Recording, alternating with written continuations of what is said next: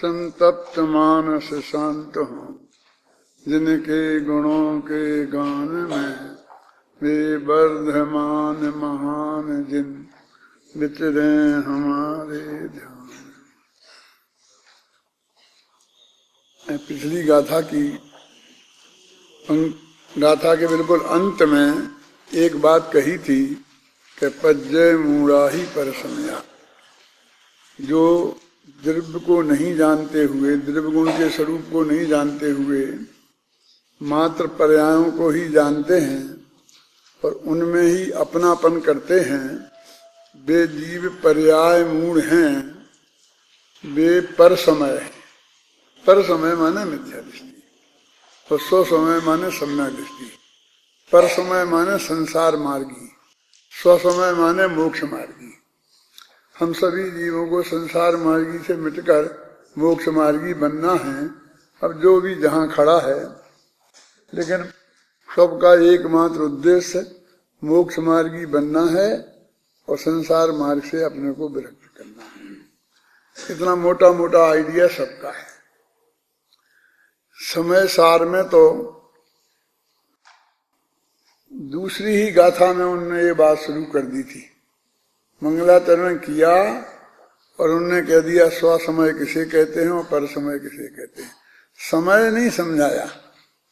समय माने आत्मा। आत्मा क्या है ये समझाने के लिए समय सार लिखा और बस शुरू से ही ये कह दिया कि भाई जो पुद्गल कर्म के प्रदेशों में स्थित है वो पर समय है और ज्ञान दर्शन चारित्र में जो स्थित है वो स्वसमय है। तो दूसरी गाथा माने पहली गाथा हुई ना, पहली गाथा तो मंगलाचरण में गई। प्रवचन सार में दूसरी गाथा नहीं तो दूसरे महाधिकार में उसका नंबर आया, लेकिन दूसरे महाधिकार में दूसरी गाथा, उसमें स्वसमय और पर समय बताया है। पंचास्तिकाय में स्वसमय और पर समय की व्याख्या की है। स्वसमय और पर समय की व्याख्या में तीन चीजें मुख्य हैं। एक अपेक्षा तो सारे मिथ्या दृष्टि में चौथे गुणस्थान के पहले तक के सब जीव, मतलब पहले ही गुणस्थान वाले, वो सब हैं पर समय और सम्यक दृष्टि से लेकर मोक्ष तक के जीव हैं स्वसमय। दूसरी अपेक्षा है सातवें गुणस्थान से ऊपर वाले सिद्ध तक हैं स्वसमय और उसके नीचे वाले हैं पर समय। और तीसरी अपेक्षा है कि अरहंत सिद्ध भगवान हैं स्वसमय और 12वें गुणस्थान तक ये हैं सब पर समय। अब इन तीनों अपेक्षाओं को बहुत अच्छी तरह से हमें समझना चाहिए। इसमें 4 पेज में एक कोटेशन दिया है समय सार का, में जो समय समय पर बताया है तो वो भी अपन पढ़ेंगे, लेकिन मोटे मोटा आइडिया मैंने बता दिया। स्वसमय माने सम्यक दृष्टि मोक्ष मार्गी और पर समय माने मिथ्या दृष्टि। ये मोटी मोटी बात है। ये समझने से फिर जो हम क्या समझा रहे वो बात समझ में आएगी। ये आचार्य अमृतचंद्र की टीका है। पहले गाथा तो पढ़ लें। बोलो गाथा पढ़ो।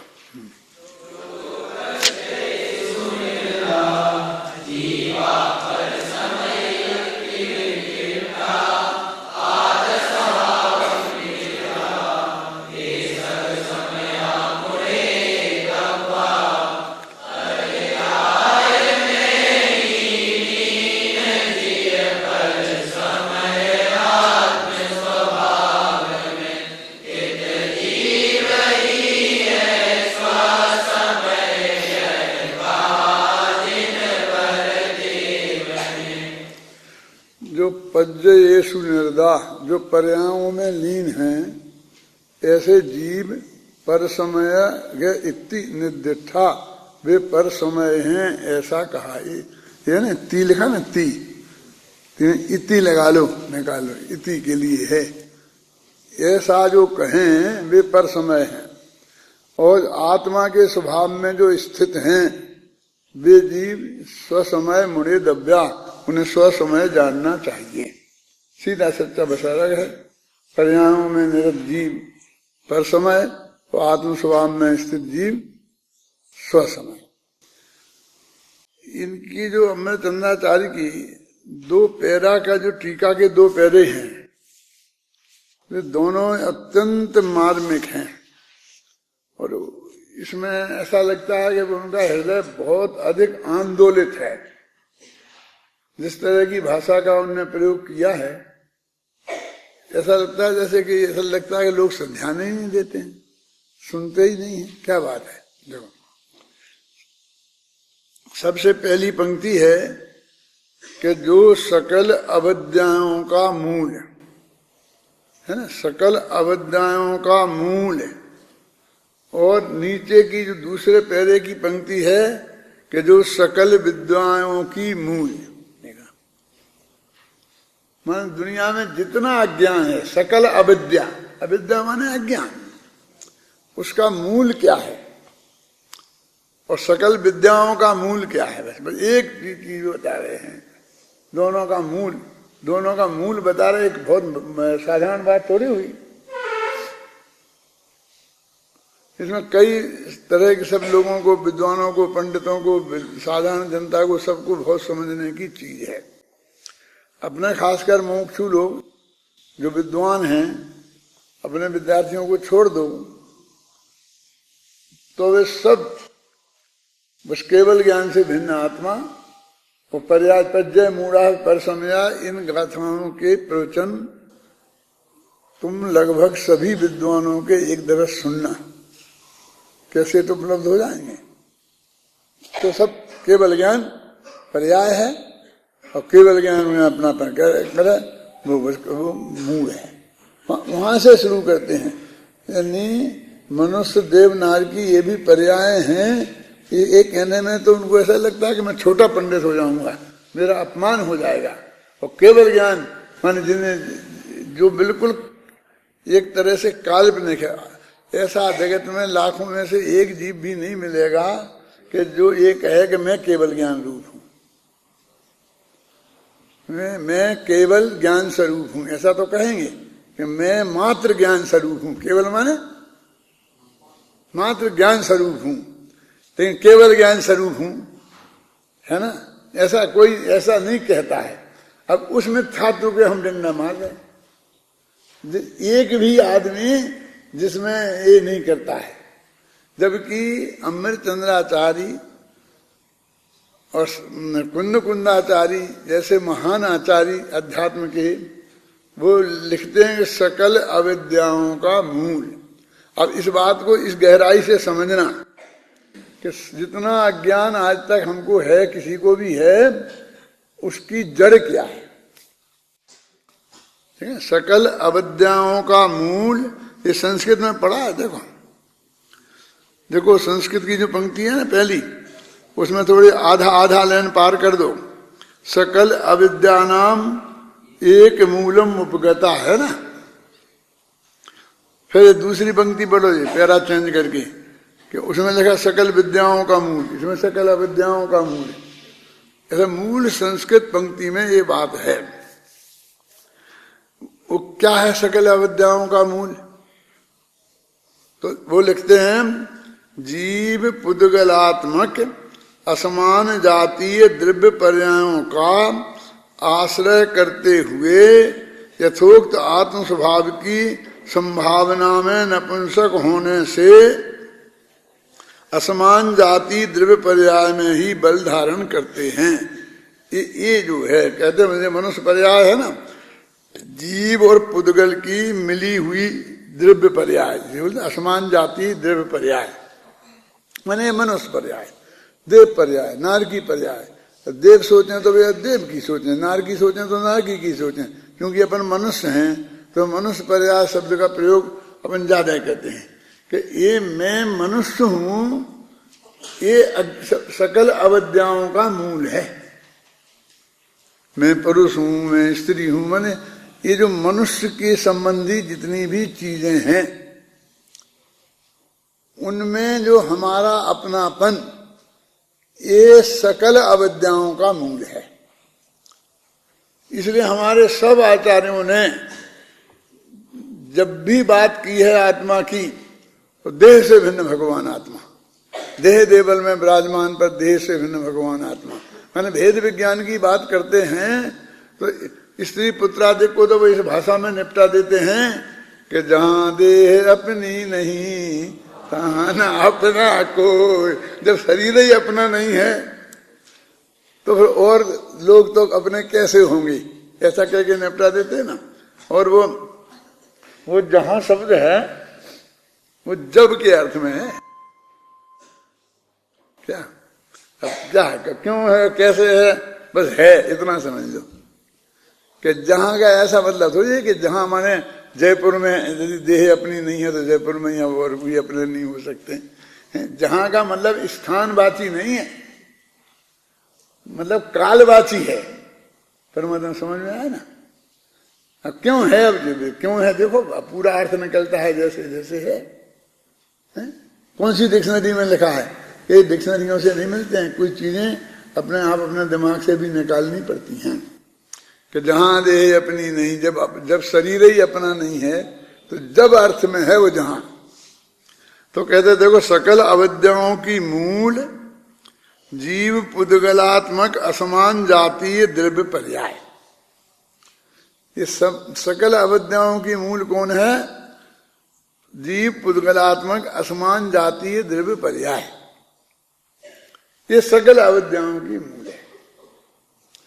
जब बाबू भाई सबसे पहले हिंदी प्रांत में आए थे, ख्याल में है ना, तो बस इसी पे उनके व्याख्यान होते थे।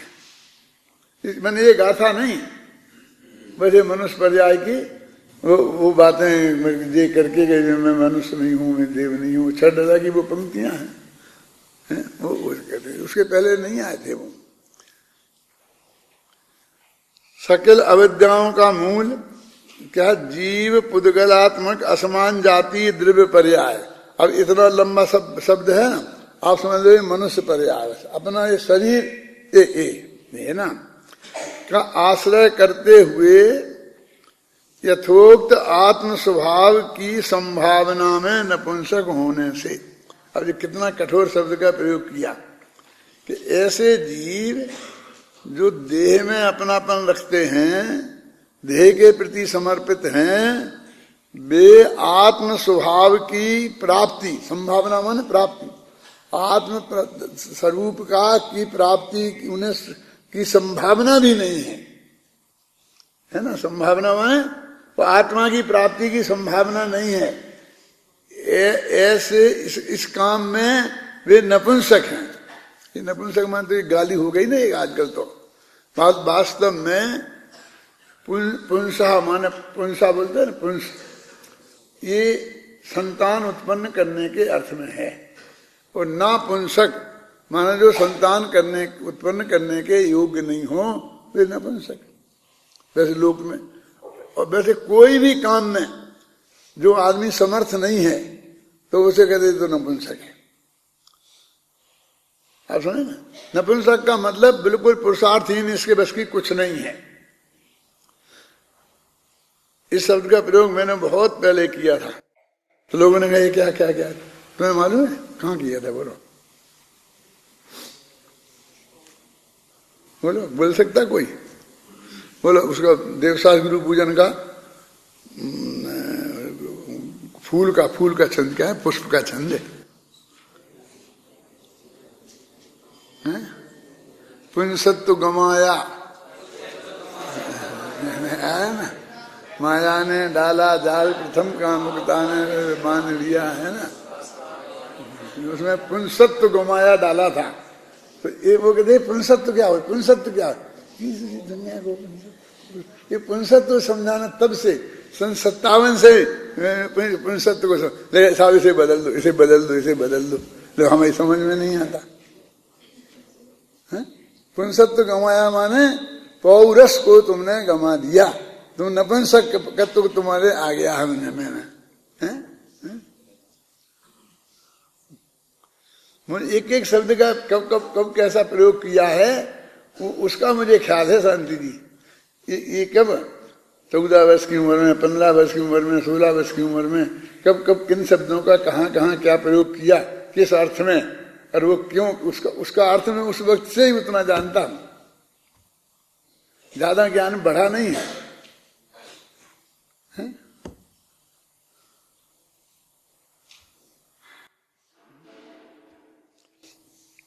क्या लिखा है देखो, आत्म स्वभाव की संभावना में नपुंसक होने से, माने मुझे आत्म स्वभाव की प्राप्ति हो, इसका नाम है पुत्र की उत्पत्ति। पुत्र की उत्पत्ति इस जगत में सबसे बढ़िया मानी जाती है। तो इसमें वो जीव नपुंसक हैं कौन? जो जीव मनुष्य पर्याय में अपनापन धारण करते हैं, अथवा असमान जाति द्रव्य पर्याय में अपनापन धारण करते हैं, है ना। असमान जाति द्रव्य पर्याय में ही बल धारण करते हैं, उनकी सारी शक्ति उसमें ही लगती है। मेरा स्वास्थ्य ठीक रखना है, मेरा जो भी मुझे करना है ना, एक एक चीज उसके हिसाब से। 1 किलो वजन बढ़ जाए शरीर का तो मेरा वजन बढ़ गया, और 1 किलो कम हो जाए तो मेरा कम हो गया। अब वो बढ़ने को अच्छा मानते हैं कि कम होने को अच्छा मानते हैं, वो उसके आधार पर फिर है सुख दुख होना। लेकिन हमारा सारे निर्णय बस उस देह के आधार पर ही होते हैं। देखो, बल धारण करते हैं, कैसे बल धारण करना माने क्या? देखो, मैं मनुष्य हूं, मेरी यह नर देह है, इस प्रकार के अहंकार के अहंकार और ममकार से ठगे गए हैं। देखो, इस प्रकार के अहंकार, इस प्रकार के ममकार, किताब है आप लोगों के पास? देखो, ये मैं हूं, इसका नाम है अहंकार, और ये मेरे हैं, इसका नाम है ममकार। 2 उदाहरण दिए ना, मैं मनुष्य हूं इस अहंकार से, और मेरी यह नरदेह है इस ममकार से। ये अहंकार ममकार क्या समझ में आया ना? एकत्व बुद्धि उसका नाम अहंकार, और ममत्व बुद्धि उसका नाम ममकार। अध्यात्म में ये मैं हूं और ये मेरा है, इन दोनों का एक अर्थ माना जाता है, तो ये दोनों ही मिथ्यात्व के सूचक हैं। कोई कहेगा नहीं नहीं मेरा ममकार तो छूट गया है और अहंकार रह गया है गिरा। अब मैं शरीर हूं ये तो मैं नहीं मानता, लेकिन मेरा शरीर है ये तो है ही नहीं, तो संभाल तो थोड़ी रखनी ही पड़ती है ना जब अपना है तो वो समझता है अहंकार छूट गया, ममकार रह गया। और अहंकार माने अकेला घमंड नहीं होता,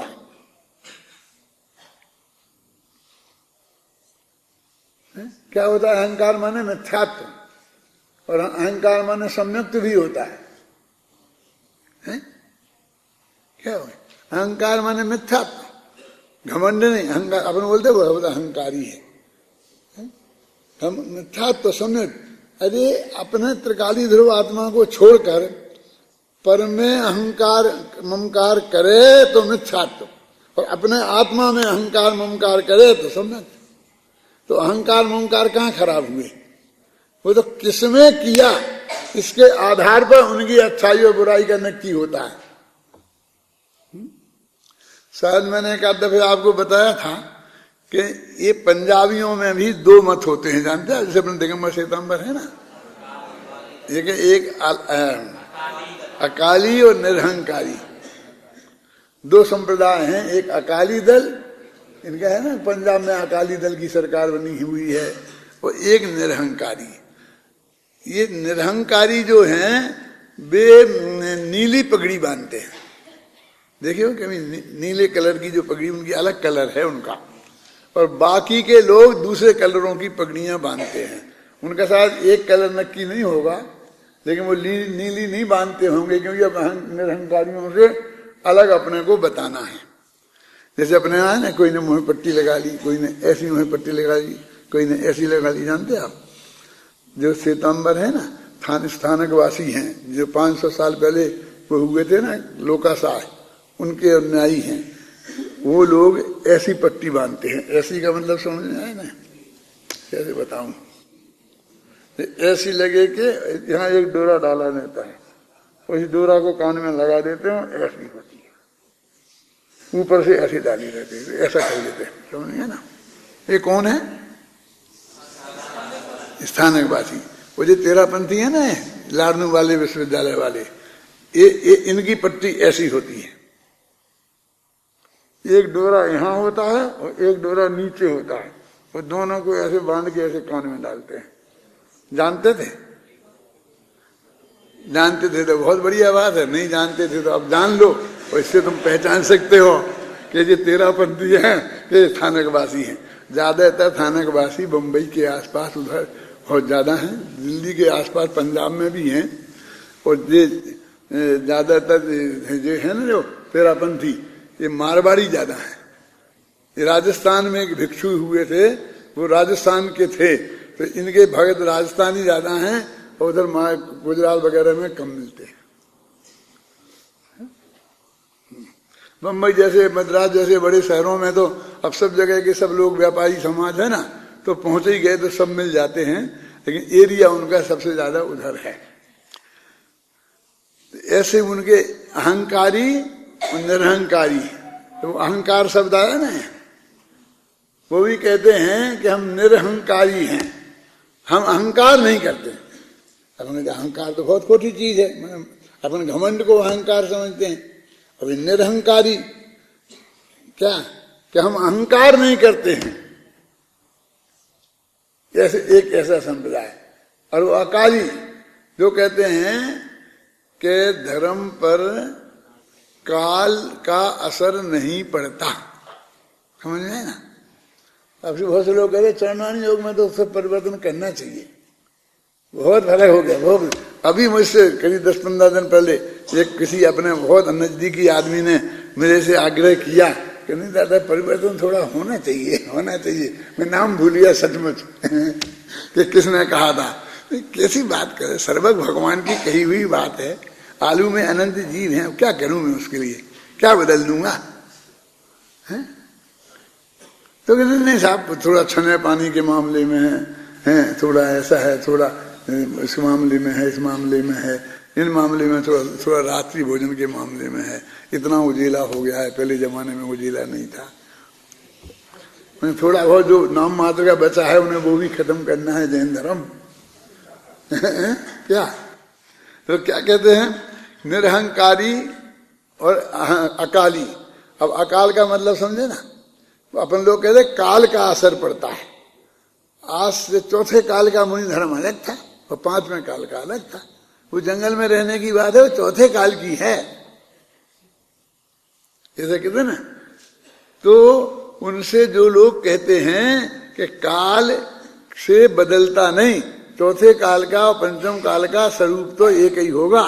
चौथे काल का सम्यक दर्शन अलग टाइप का होगा और पंचम काल का सम्यक दर्शन अलग टाइप का होगा, ऐसा नहीं है। अपन क्या मानते हैं, ऐसे ही मानते हैं ना, तो अपन अकाली हैं, समझे ना।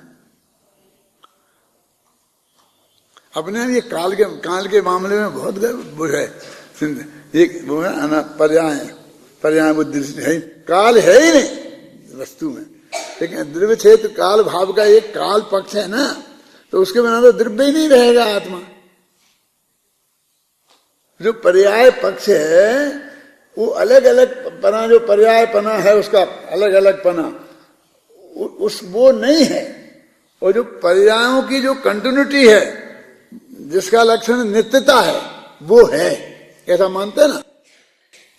तो ये वो एक काल का, अकाली का मतलब ये कि काल का प्रभाव नहीं होता, और निरहंकारी का मतलब ये कि हम पर पदार्थ में अहंकार नहीं करते, हम तो अपने आत्मा में ही अहंकार करते। तो वो अपन तो अपन निरहंकारी भी हैं और अकाली भी हैं, क्यों? देखो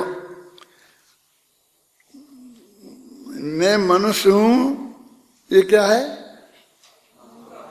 अहंकार, और मेरी ये निर्देह है, मैं शरीर हूं, शरीर मेरा है, ये क्या है? ममकार। यानी ये अहंकार और ममकार हैं और ये मिथ्यात्व की निशानी है। इस प्रकार के अहंकार ममकार से ठगे गए हैं। देखो कई 1000 2000 रुपये किसी ने अपन से ठग लिए, 1 रुपये की चीज के 2 रुपये ले लिए, वो काहे की ठगाई है? वास्तव में बनारसी दास की भाषा में बात करेंगे तो वो कहेंगे क्या किया उसने, मेरी इतना परिग्रह कम कर दिया मुफ्त में। समझ में है ना? 1 रुपये के 2 रुपये ले लिए ना, तो 1 रुपया मेरा परिग्रह कम हो गया ना। एक जगह उन्होंने लिखा है कि ऐसा ऐसा हुआ तो उतना परिग्रह कम हो गया।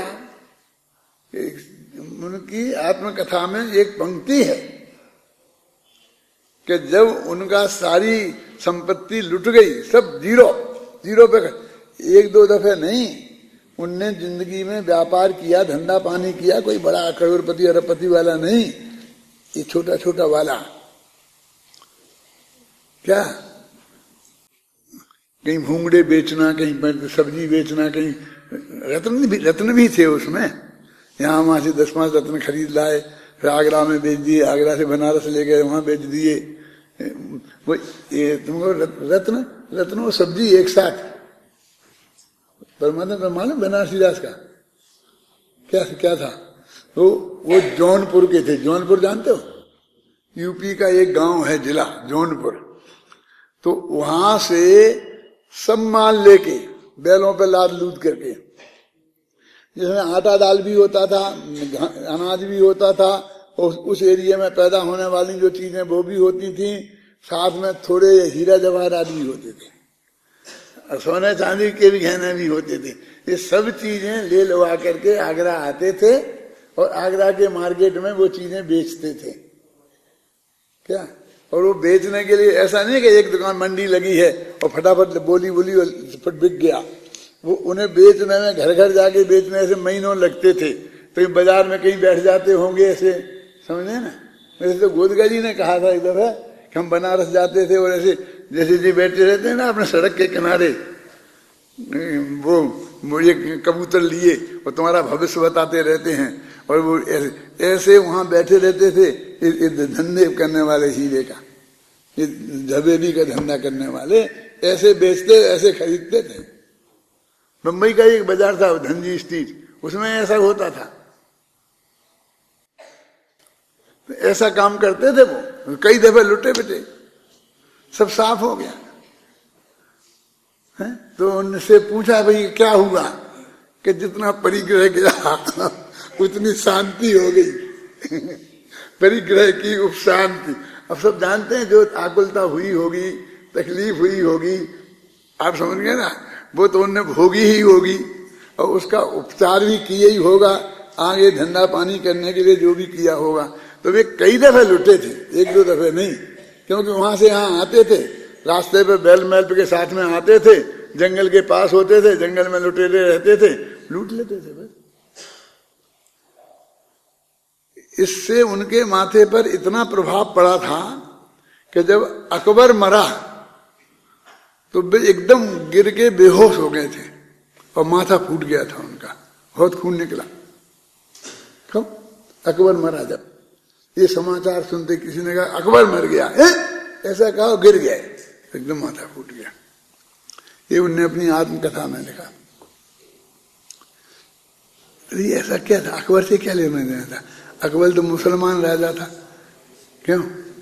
और उसने क्या किया कि जिसके लिए अपने बनारसी दास जैसा धर्मात्मा आदमी क्यों इतना बड़ा धक्का लगे, अकबर के मरने का इतना धक्का लगे, इस समझ के बाहर की बात है। कोई उपीटा मपीटा लग गया होगा, उपीटा समझते, पैर टकरा जाता है ना किसी पत्थर मत्थर से और गिर जाते हैं, कि नहीं, उस समय कोई राजा सिर्फ इतनी बात होती थी कि उसके राज्य में लूटपाट नहीं होती थी और लॉ एंड ऑर्डर ये बिल्कुल ठीक चलता था, तो बस इतना ही पर्याप्त है राजा के लोकप्रिय होने के लिए। वो जनता के लिए कुछ करे, तालाब बनवाए, खेती बनवाए, सड़कें बनवाए, कोई जरूरत नहीं थी। मान लॉ एंड ऑर्डर इतना खराब रहता था, हर गांव में लूटपाट मची रहती थी। इस गांव से दूसरे गांव जाएं, जैसे अब यहाँ से बहनें निकलती हैं ना, उनके छीन लेते हैं गले का क्या जंजीर मंजीर, ऐसे छीन लेते थे। यहाँ से जयपुर जाए, जयपुर 10 किलोमीटर है, 10 रास्ते में ही लूट लेते थे। तो इतनी अराजकता रहती थी, और जिस राजा के राज में वो शांति रहती थी, वही राजा लोग आपस में लड़ते रहते थे। ये राजा के सब डाकू ही थे, ये खुद ही लुटेरे थे, ये खुद ही लूटते थे। तो वो जिसके राज में एक कम होता था तो थोड़ी शांति चलती थी, उस राजा के प्रति सब लोग भगवान जैसा मान लेते थे, उसे समर्पित हो जाते थे। सारी जनता अत्यंत लोकप्रिय हो जाता था वो। एक कुआं बनवा दिया उनने एक गांव में, क्या तो बस उस जैसा महान दुनिया में कोई नहीं है, फिर भगवान नहीं है कोई दूसरा है। तो राजा साहब की आज्ञा हो गई कि उनके राज्य में, इतना बड़ा हिंदुस्तान का राज्य, हर जिले में एक कुआं बनवा दिया जाए। और इसका इतना प्रचार होता था, गांव गांव में, हर जिले में कुआं। अरे वाह, गजब।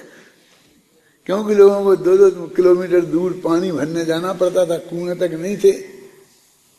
जनता अपने आप खोद के बना नहीं सकती थी, क्योंकि इतने साधन नहीं थे उनके पास।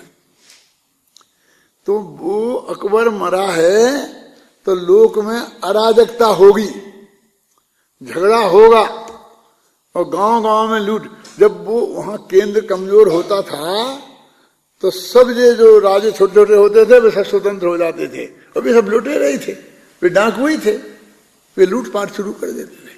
और लूटपाट शुरू हो जाती थी गांव गांव में। एक एक दफे 10-10 दफे सारी जिंदगी में 10-10 गांव छोड़ के दूसरे गांव में भागना पड़ता था।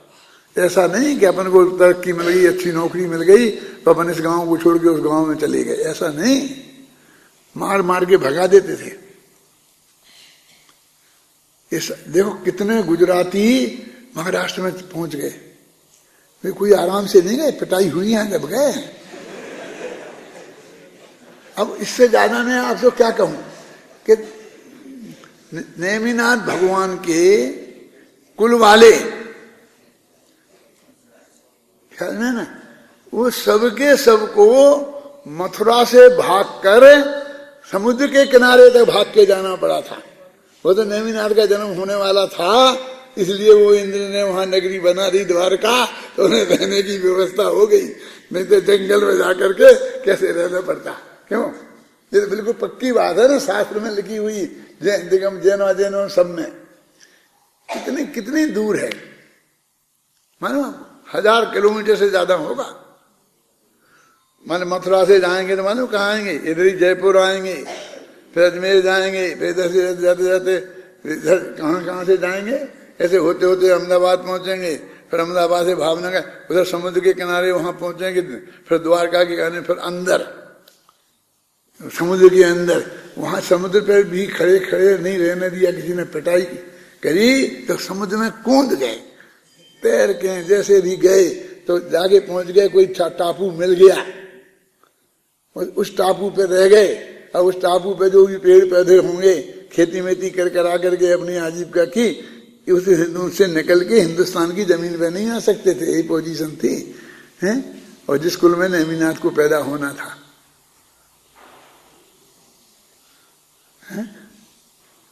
श्री कृष्ण नारायण पैदा हुए थे, सब जानते हैं ना, मथुरा में पैदा हुए थे, और वहां द्वारका जाके काय को पहुंच गए द्वारका, क्योंकि बीच हिंदुस्तान में थे ना, एकदम बढ़िया।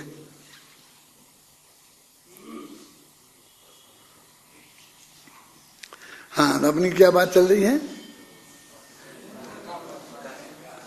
नहीं, मैं कुछ मतलब से है, कोई मैं मनुष्य हूं और ये मेरी नरदेह है, ये दोनों ये एकत्व मत है। ये अज्ञान है कि क्या करना है, कि तुम जो मैं मनुष्य हूं, वो मेरा शरीर है, इसका ये अज्ञान है तुम्हें बस। और धर्म करने के लिए क्या करना है बोलो? कि ये मैं नहीं हूं और ये शरीर मेरा नहीं है, भाई ये करना ये सकल विद्याओं का मूल है। अरे बारे वाह, सकल सारा धर्म इसमें होता है और सारा अधर्म उसमें होता है। बोलो मानने को तैयार हो? नहीं, हम नहीं माने। हमें तो धर्म करने के लिए 10-20 उपवास बताओ, 2-4 डंडा मारो खाने पीने तो हम माने। अरे ये धर्म तो मान्यता का नाम है ना। हम जैनी हैं तो मान्यता की वजह से है ना, कोई मान्यता की वजह से है ना, तो मान्यता में ही होगा ना जो कुछ होगा। और क्या होगा भाई? ये होना है कि जो मैं हूं उसमें मैं हूं ऐसा माने, और जो मैं नहीं हूं उसमें मैं हूं ऐसा नहीं माने। तो शरीर में नहीं हूं उसमें उसको मैं हूं माने, बस उसका नाम अधर्म। और शरीर में नहीं हूं ये माने कि शरीर में नहीं हूं, मैं तो आत्मा हूं, इसका नाम धर्म। सीधे सच्ची तो बात है। इतनी सरल बात किसी की समझ में नहीं आती। देखो पढ़ रहे हैं ना, अहंकार ममकार से ठगे गए हैं। देखो कहा है ना, शरीर में ये जो हमने ऐसा माना, ये हम ठगे गए हैं।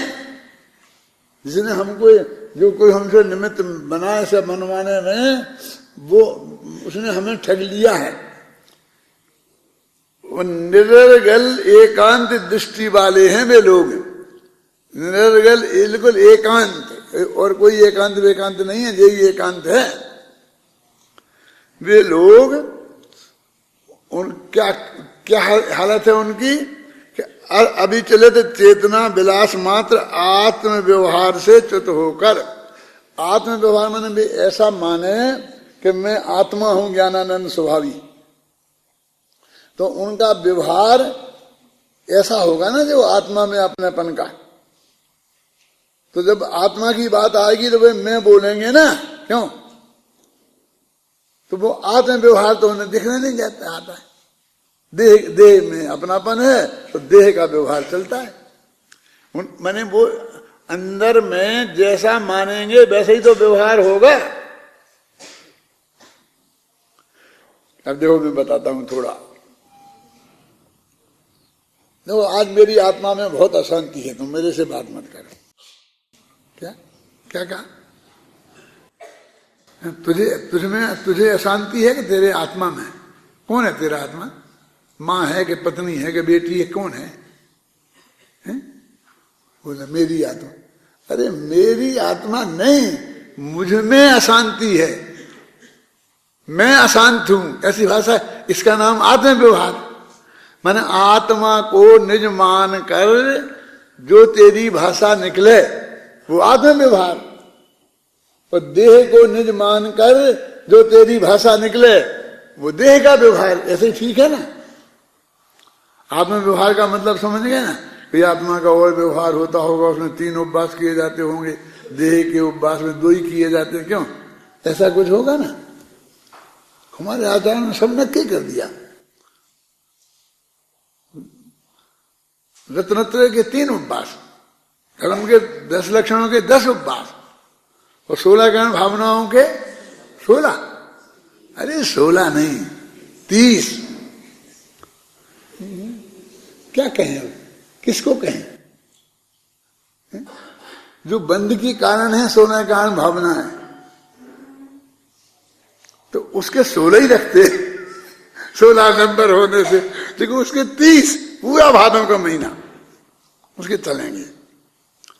रत्नत्रय 3 दिन चलेगा, धर्म के 10 लक्षण 10 दिन चलेंगे। बोलो वो जो 16 कारण भावनाएं हैं उससे लाख गुना अच्छा है धर्म के 10 लक्षण 10 धर्म, और अनंत गुना अच्छा है रत्नत्रय।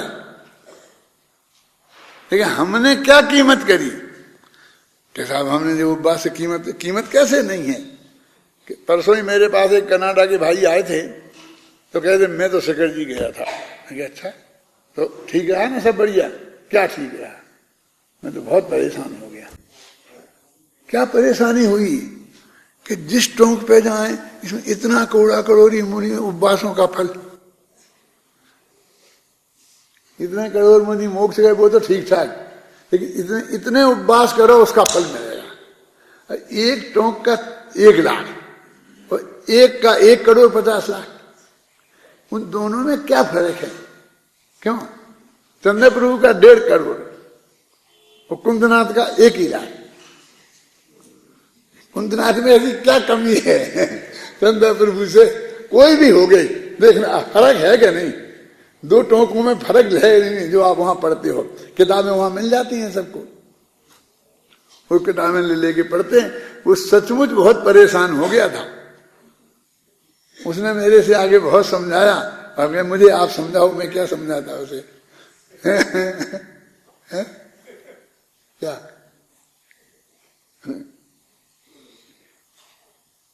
वो मानने को तैयार नहीं था।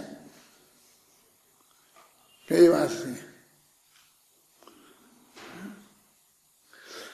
देखो यहां से कितना क्लियर, देखो निरर्गल एकांती दृष्टि वाले लोग अविचलित चेतना विलास मात्र आत्म व्यवहार, देखो मैं एक एक का अर्थ कर रहा हूं, एक एक शब्द का।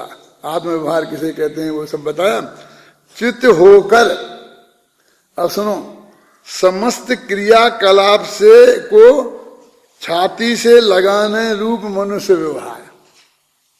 समस्त क्रियाकलाप को छाती से लगाना, ये समस्त क्रियाकलाप क्या है? बोलो कैलाश जी। बताऊंगा तो फिर झगड़ा खड़ा होगा। सुबह से उठते हो ना, ये मंजन करना, नहाना धोना, फिर भगवान की पूजा करना, फिर यहाँ से वहाँ डालना, ये करना, फिर जो भी समझ लो आप, फिर तो उपवास करना, ये सब क्या है? क्रियाकलाप है। और इसे इस अज्ञानी ने क्या किया है? छाती से लगाया है। देखो शब्द तो देखो, भाषा देखो, देखा क्या लिखा है? देखो मेरा तो ऐसा मन ही नहीं, आगे आगे बढ़ता ही नहीं है। मैं क्या करूं? मैं बढ़ नहीं सकता हूं। चित्त समस्त क्रियाकलाप को छाती से लगाने रूप मनुष्य व्यवहार, ये मनुष्य व्यवहार का अर्थ बता रहे हैं वो, कि जो तुम सुबह से शाम तक धर्म के नाम पर क्रियाकांड करते हो, ये मनुष्य व्यवहार है। तुमने आत्म व्यवहार छोड़ दिया है और मनुष्य व्यवहार में उलझ गए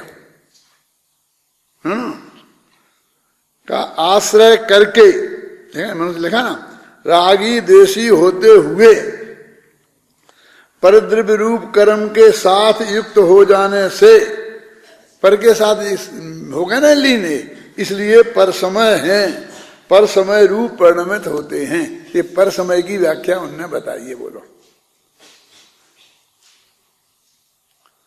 क्या करें? सुबह से दातुन नहीं करें, मंजन नहीं करें, नहाए नहीं, धोए नहीं, पूजा नहीं करें, भगवान के दर्शन नहीं करें, क्या नहीं करें?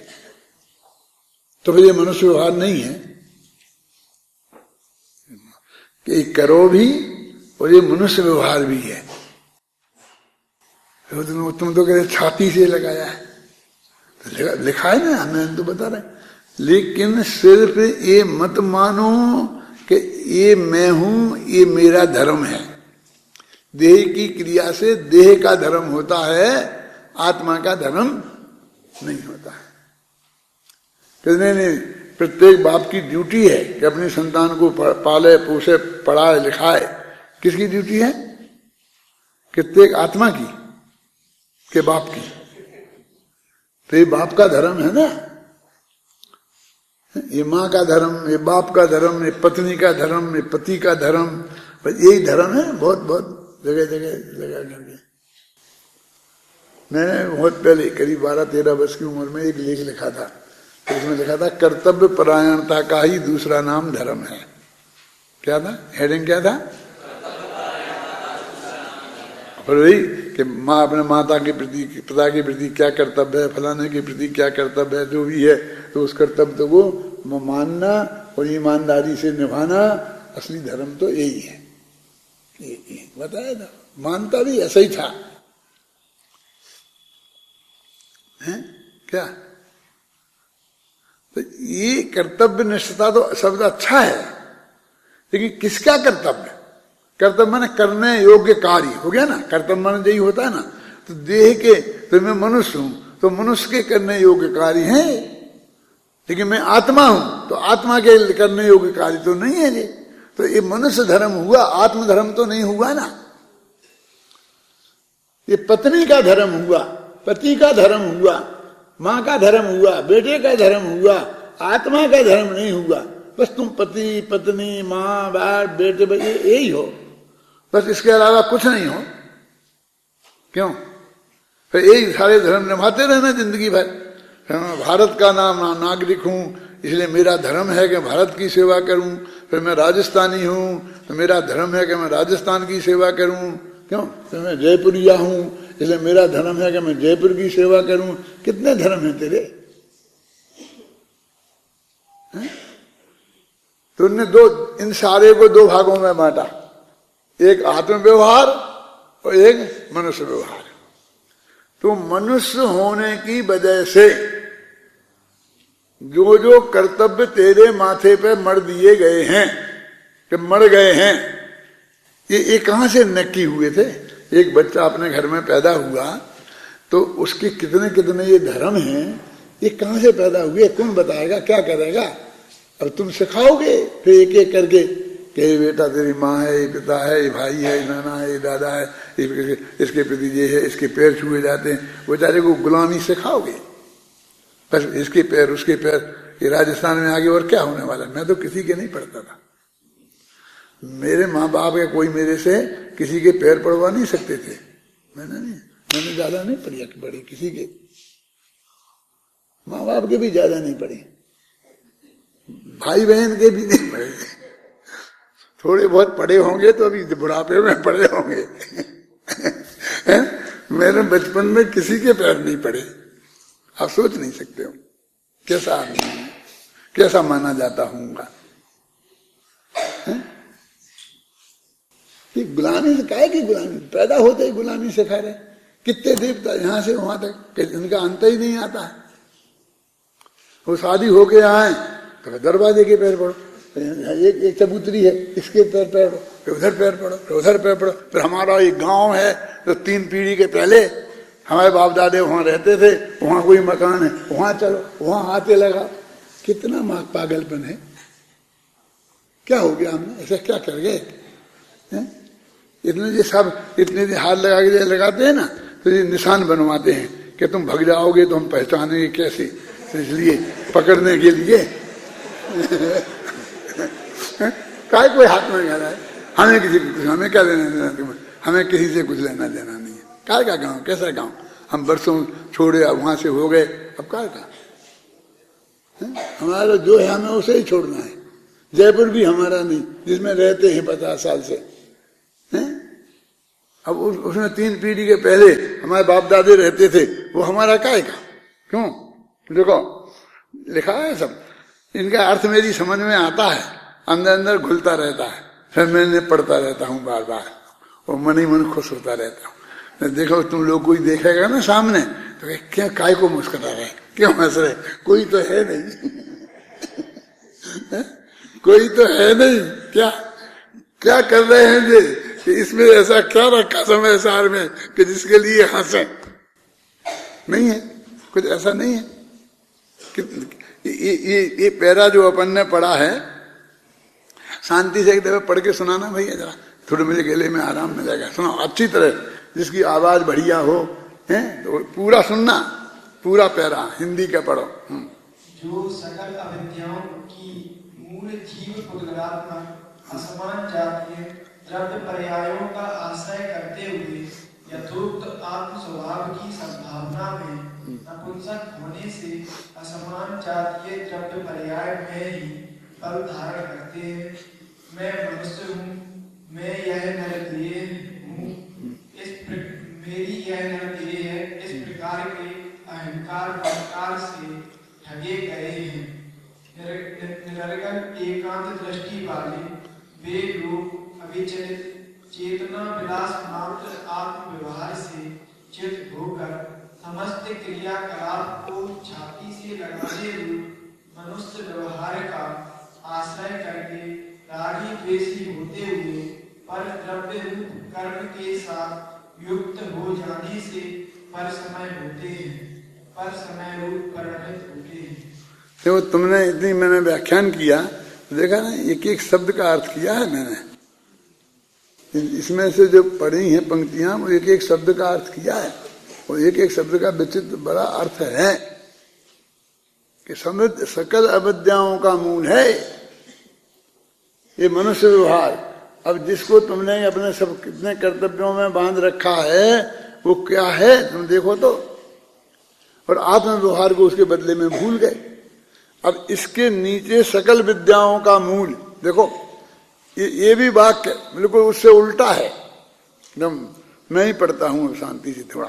देखो, जो सकल विद्याओं की मूल असंकीर्ण द्रव्य पर्याय और गुण पर्यायों से सुस्थित मैंने अच्छी तरह व्यवस्थित आत्मा के स्वभाव का आश्रय करके यथोक्त आत्म स्वभाव की संभावना में समर्थ, वहां आत्म स्वभाव की संभावना में नपुंसक था और इसके बदले में यहाँ समर्थ है, तो इसका नपुंसक का मतलब हो गया ना असमर्थ। जब ये यहाँ समर्थ लिखा ना उसके विरोध में, तो वहां असमर्थ हो गया ना, है ना। होने से पर्याय मात्र के प्रति बल को दूर करके, अब वो पर्याय मात्र बस कुछ मुझे कुछ से मतलब नहीं है, पर्याय मात्र में अपनापन नहीं, आत्मा के स्वभाव में स्थिति करते हैं जिन्होंने सहज विकसित अनेकांत दृष्टि से समंत एकांत दृष्टि के परिग्रह के आग्रह को नष्ट कर दिए हैं। अब कौन सा परिग्रह छोड़ना है? ये हमें रुपया पैसा परिग्रह देता है, ये रुपये पैसे का परिग्रह में नाम ही नहीं है। 24 परिग्रह होते हैं, इसमें रुपया पैसा है ही नहीं। मैंने तो कितना लिखा धर्म के 10 लक्षण में, और लाखों किताब निकल गई, वो हर परिसर में सुनते हैं, वो अभी भी वही परिग्रह ही बस रुपया पैसा ही परिग्रह, रुपये पैसा ही परिग्रह बना हुआ। और ये यहाँ क्या कह रहे, एकांत दृष्टि के परिग्रह को नष्ट कर दिया। अब हमें एकांत दृष्टि का परिग्रह छोड़ना है। अब उसे हम एकांत दृष्टि का कोई परिग्रह होता है, ये हमें समझ में ही नहीं आता।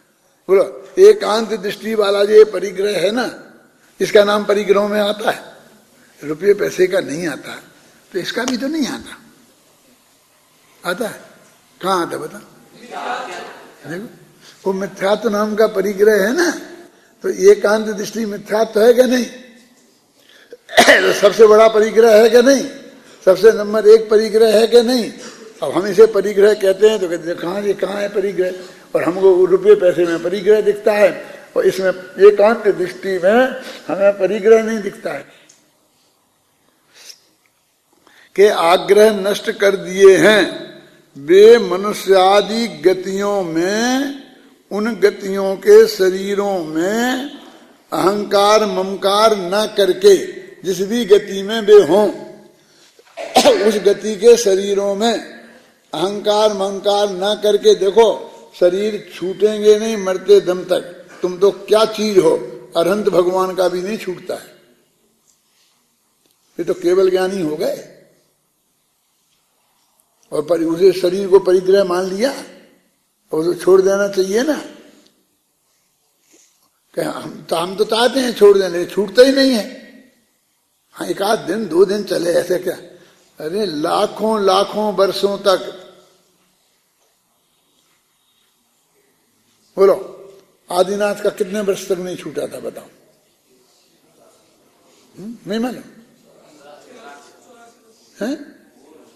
देखो 84 लाख वर्ष की आयु थी, 83 लाख पूर्व में उन्हें दीक्षा ली थी, 1000 वर्ष में केवल ज्ञान हुआ, ठीक है। अब 1000 वर्ष से और 83 लाख पूर्व, तो अब 1 लाख पूर्व बचा था, उसमें 1000 वर्ष घटा दो बस। फिर वो 1 लाख वर्ष पूर्व तक वो नहीं छूटा शरीर, और शरीर को उन्हें अपना मानना छोड़ना छोड़ दिया था, कहना छोड़ दिया था, सब कर दिया था, कोई कमी नहीं रही थी। कितने वर्ष हो गए? 1 लाख पूर्व में कितने वर्ष होते हैं?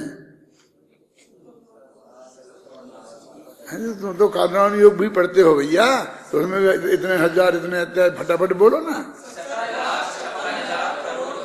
देखो इतने हजार इतने करोड़ वर्ष मैं नहीं जानता हूं, न मैंने याद किया आज तक। क्या सुनता रहता हूं, वहां भी तुम्हारे उसमें क्लास चलती है ना, उसमें सुनता रहता हूं। इतने हजार इतने करोड़ वर्ष तो वो शरीर नहीं छूटता है। हमने इसे अपना इतना बेशरम है कि इसे हमने कह दिया तुम हमारे कोई नहीं।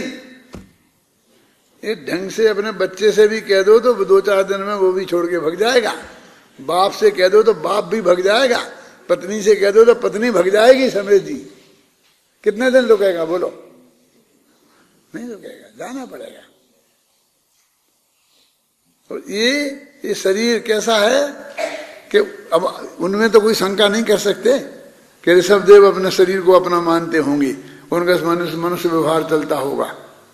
नहीं, इतनी उपेक्षा कुछ नहीं, जैसे है ही नहीं। अब वो नहीं बनाए जाओ, जाएंगे जब हमें जाना है जाएंगे, तुम्हारे हिसाब से नहीं जाएंगे, हम अपने हिसाब से जाएंगे। क्यों? देखो अहंकार ममकार ना करके, अब उदाहरण देते हैं। अनेक कमरों में संचारित रत्न दीपक की भांति, अनेक कमरों में संचारित, ये रत्न दीपक हाथ में लिया और फिर हम इस कमरे में गए, फिर उस कमरे में गए, फिर इस कमरे में गए। क्या कहना चाहते हैं? अनेक कमरों में संचारित रत्न दीपक, कि जहां जिस कमरे में गए रत्न दीपक को लेके, तो दीपक अपना किरणें अपना उजेला उसमें लेके गया ना। और जब उस कमरे से दूसरे कमरे में गए तो वो सारा अपना उजेला लेके दूसरे में गया कि नहीं गया? वो पहले कमरे में कोई उजेला रहा नहीं रहा। तो ऐसे ही जो हमारा भगवान आत्मा अपने अनंत गुण लेकर, अपना अनंत प्रकाश लेकर हर इस शरीर में गया, उस शरीर में गया, उस शरीर में गया, उस शरीर में, जैसे वो रत्न दीपक घूमता रहता है, घूमता रहा। लेकिन उससे हमारा क्या, उस कमरों से हमारा क्या लेना देना हो गया कि हम एक दिन इस कमरे में रहे थे। एक कहानी मैंने पढ़ी थी, बहुत मार्मिक थी। टाइम हो गया मुझे मालूम है, लेकिन सुनो लंबी नहीं, मैं तो 2 मिनट में सुनाता हूँ। कि एक राजा साहब रात्रि में भी शिकार मकार के लिए गए थे, तो वहां भूल गए, तो जंगल में भूल गए। अब रात हो गई, बहुत अंधेरा हो गया, अब कहाँ जाएं, रास्ता का भूल गए, पता नहीं चले। तो वहां एक झोपड़ी थी, एक झोपड़ी में एक बुढ़िया रहती थी। तो उस बुढ़िया से कहा कि हमको यहाँ रुकना है। तो उन्होंने कहा ठीक है आओ रुको, और सब बताया उसने। तो उसने खाना बनाया, उसने खाना खिलाया, जो भी उसकी हैसियत थी उससे उसने पूरा आतिथ्य उन्हें किया उनका। ख्याल में है ना, जब सुबह हो गया तो वे निकल के चले गए, हो गया काम खत्म। अब वहां से गवर्नमेंट के आदमी आ गए दूसरे तीसरे दिन। क्या महाराज राजा साहब के यहाँ किसी बुढ़िया के यहाँ ठहरे थे, तो देखा गया क्या दुखे, उसने बड़ी खुशी खुशी कहा कि हाँ मेरे यहाँ ठहरे थे, मैंने खाना खिलाया, मैंने सब ये किए। क्या? तो यहाँ 1 दिन का झोंपड़ा बनेगा, मतलब समझेंगे ना। यहाँ बहुत बढ़िया एक बिल्डिंग बनेगी जिसमें लिखा ये रहेगा कि राजा साहब 1 दिन यहाँ ठहरे थे। उसका घर छीन लिया और दे दिया जंगल में। इतना जंगल तो पड़ा है, सब राजा ही साहब का है ना, चाहे जहां बना ले। क्यों? और बन के बहुत बढ़िया ताजमहल जैसा कुछ बन गया, और उसमें लिखा था यहाँ राजा साहब ने 1 दिन विश्राम किया। वो बुढ़ी का कुछ उल्लेख नहीं किया कि उसने उसे खिलाया था, पिलाया था, भूखे प्यासे राजा को सुरक्षा प्रदान की थी, क्या नहीं, उसका कहीं कोई उल्लेख नहीं। राजा साहब का उल्लेख ऐसा है क्या? राजा साहब घूम घूम के आगे, उन्हें कहीं कोई उल्लेख नहीं। एक एक उस पर मर रहे हो। देखो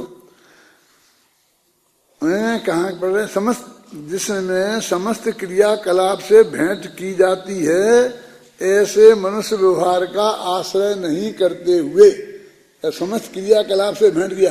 अब समस्त क्रियाकलाप का अर्थ आप अपने आप समझ लेना, अपने सुबह से शाम तक लेकर समझ लेना, हर एक अपना अपना समझ लेना, जो जो करता है। राग देश का उन्मेष रुक जाने से परम उदासीनता का अवलंबन लेते हुए समस्त परद्रव्यों की संगति दूर कर देने मात्र से स्वद्रव्य के साथ ही संगतता होने से वास्तव में वे स्वसमय होते हैं, अर्थात स्वसमय रूप परिणमित होते हैं। इसलिए स्वसमय ही आत्म तत्व है। ये ठीक है। देखो, पर आधे में परसमय की व्याख्या, आधे में स्वसमय की व्याख्या। अब अत्यंत संक्षेप में एक लाइन में कहता हूं, सुनो। देह में एकत्व बुद्धि, इसका नाम परसमय। अपने भगवान आत्मा में एकत्व बुद्धि, इसका नाम स्वसमय। ये व्याख्या इसमें बताई है। अब और डिटेल चर्चा अपन कल करेंगे।